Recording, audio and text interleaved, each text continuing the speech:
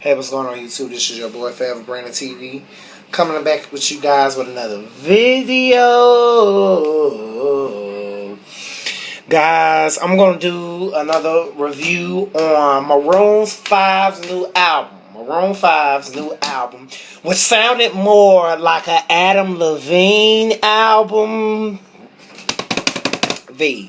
Guys, I love me some Maroon 5. They had cuts like Moves Like Jagger, If I Never See Your Face Again, Misery, Hands All Over. Guys, timeless cuts. And you know what? For the first time in a long time, guys, this does not sound like this does not sound like a Maroon 5 album. This sounds like a straight up Adam Levine album. Let me tell you why. Because you hear Adam Levine on every song. And that's no shade, but usually in some of the past Maroon 5 albums, you will always hear some of the other members singing on some of the songs. I mean, Adam Levine is y'all know he's the lead singer, correct?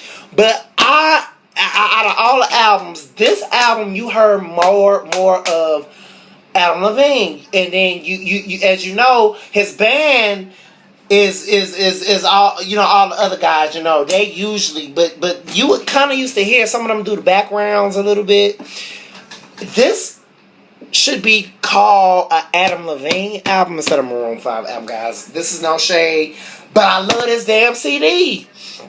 Guys, the album is entitled V. It's in stores now, guys. I'm going to just tell you my favorite songs. Number 1 is Maps. Giving it to you. Going in.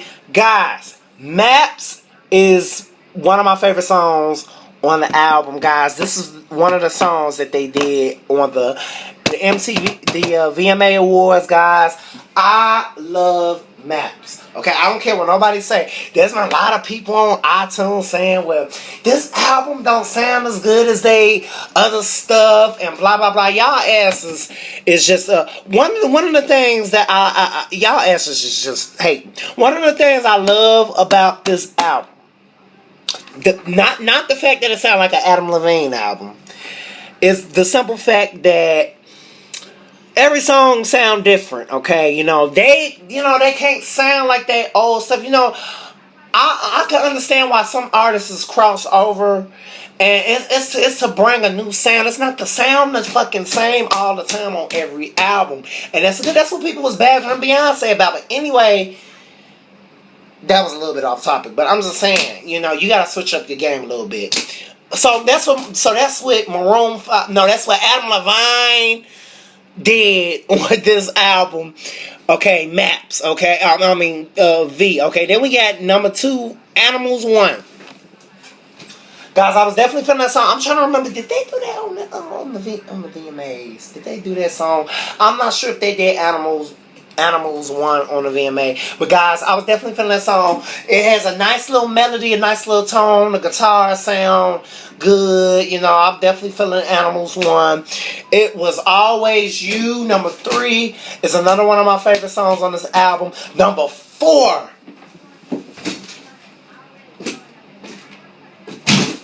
It's probably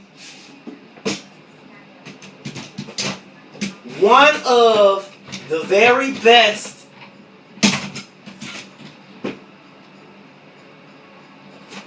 guys.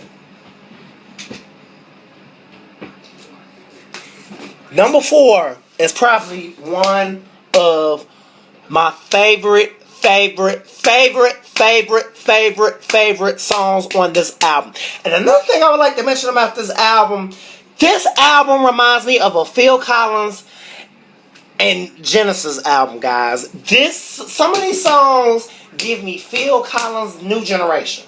Okay, guys, I would say, because it sounds more like an Adam Levine album, I would say this album reminds me of a Phil Collins album. Some of these songs, he is just giving me fucking Phil Collins on this album, and I'm just loving it, y'all. I'm loving it. Unkiss Me was giving me Phil Collins. nonetheless, 100% Phil Collins. Okay, because that song sounds like what was that song Genesis did? Oh, they got so many cuts, and Phil Collins got so many cuts. Guys, that was giving me Phil Collins. Number 5, Sugar was giving me, I would say that one was kind of giving me a little Phil Collins too. But he had this, Adam Levine had this high note on that song that just this, yeah. Oh my God. When he do them high notes, it is a fucking rap. Adam Levine, you a cold ass boy. Because that right there, the high notes on that song is just epic. 6, Leaving California was kind of a little slow for me, guys. I'm gonna just be honest, guys. This song was kind of a little slow for me. So I wasn't too much feeling that song. In Your Pocket was another song that caught my attention, but it wasn't my favorite. Number 8, New Love. Okay, that was giving me Phil Collins. New Love was giving me Phil Collins. I just love the melody and the tone of the song. Everything. It was a little different than what he would usually make, but it was epic. It was epic. Coming Back for You was giving me Phil Collins, y'all.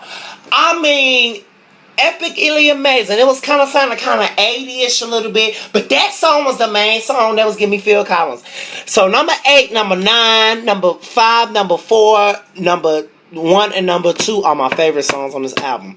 Feelings was more like a dance song, for the clubs. It was kind of like another Moves Like Jagger a little bit. I'm gonna say that kind of was like a second Moves Like Jagger, but it was still an okay song. It wasn't necessarily my favorite song, but I still enjoyed it.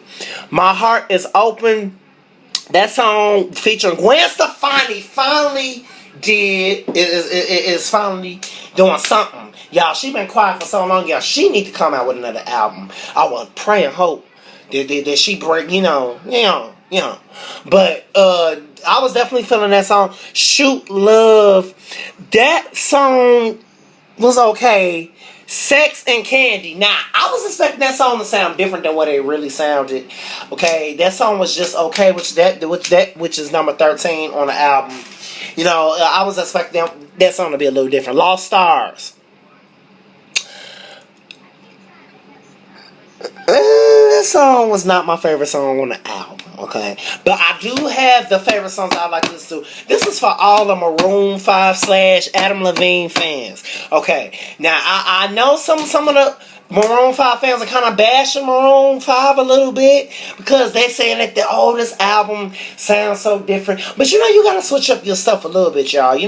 This is no shade at all. I just got my favorites on the album. I won't necessarily say the whole album, but I do got my favorite songs on the album, and I say that it was still good enough to give a review.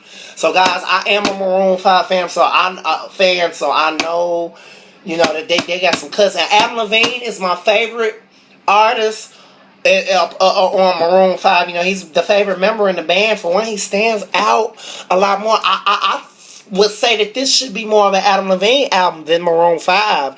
I wasn't getting Maroon 5. I was getting fucking Adam Levine throughout the whole album. All you heard was him singing. You usually on the other albums, you would hear a little bit of some of the other members singing.